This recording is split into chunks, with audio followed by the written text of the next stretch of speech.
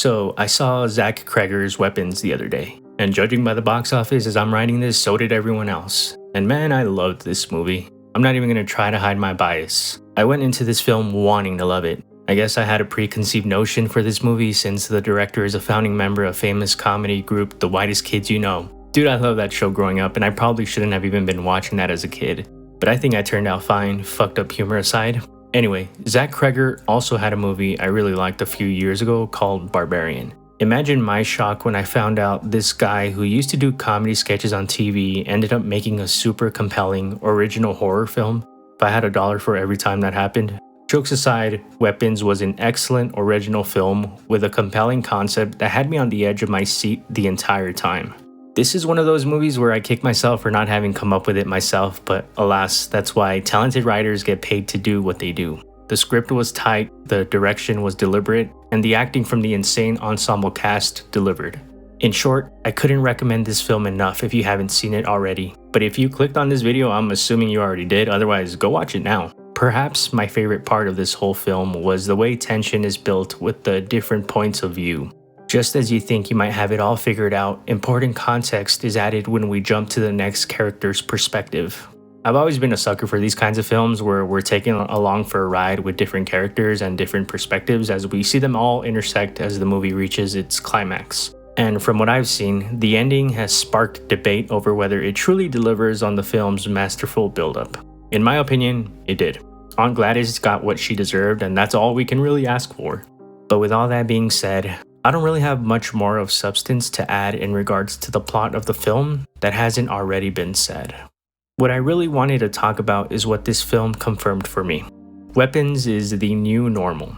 And no, I don't mean every horror film from here on out will feature a plot where kids are essentially brainwashed to leave their homes by a voodoo-wielding witch only for her to get her comeuppance at their hands. What I mean is, the mid-budget, prestige, original horror movie, the kind of film that marries auteur-driven vision with wide audience appeal, has cemented itself as one of the most exciting and bankable lanes in modern cinema.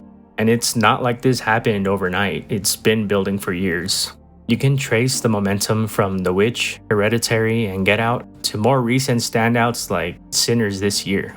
Weapons feels like the latest example, a film that isn't a franchise sequel, isn't based on an existing IP, yet still gets the kind of care, budget, and marketing push you'd expect from a major studio release.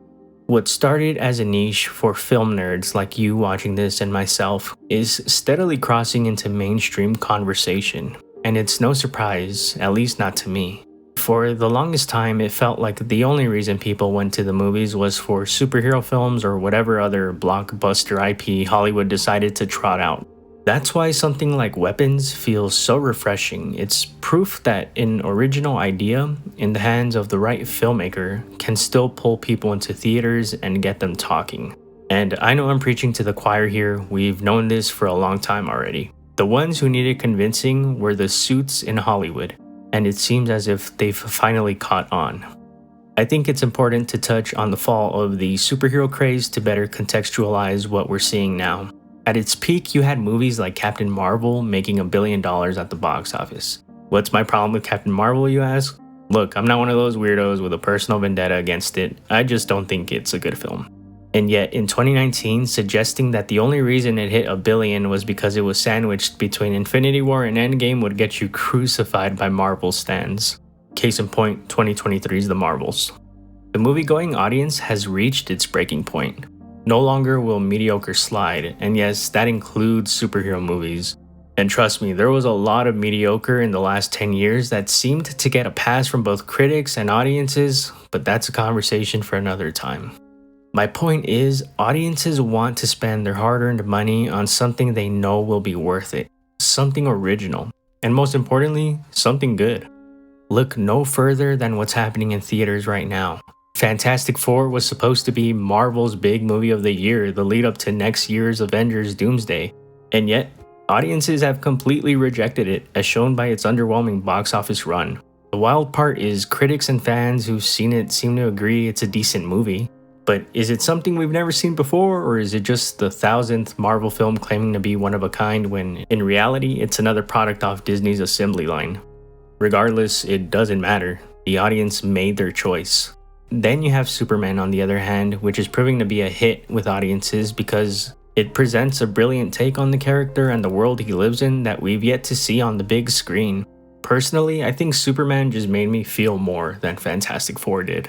The DC film wasn't perfect by any means, but it was exciting and one of a kind. So is it superhero fatigue or bad movie fatigue? The jury's still out on that one. This has all led to the momentum that original mid-budget prestige horror films have begun to build. And it's strange because I've always felt that the easiest way into Hollywood with an original story is via the horror genre, especially in this day and age when mid-budget films in general are an endangered species. For whatever reason, horror is one of the few genres consistently delivering original theatrical hits these days. Enter A24, who've made their whole brand about telling original stories that filmmakers want to tell, and the rest is history. People are funny about A24. Some talk about this distribution company as if they're a genre, saying things like, A24 films are the best. That's like saying Warner Brother movies are the best, which covers such a vast library of films it's almost inconceivable. But anyway, I digress.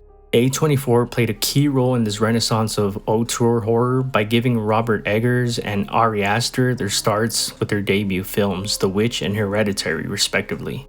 At a time when most horror was leaning on jump scares and endless sequels, these movies took their time, built atmosphere, and focused on creeping under your skin instead of just making you spill your popcorn.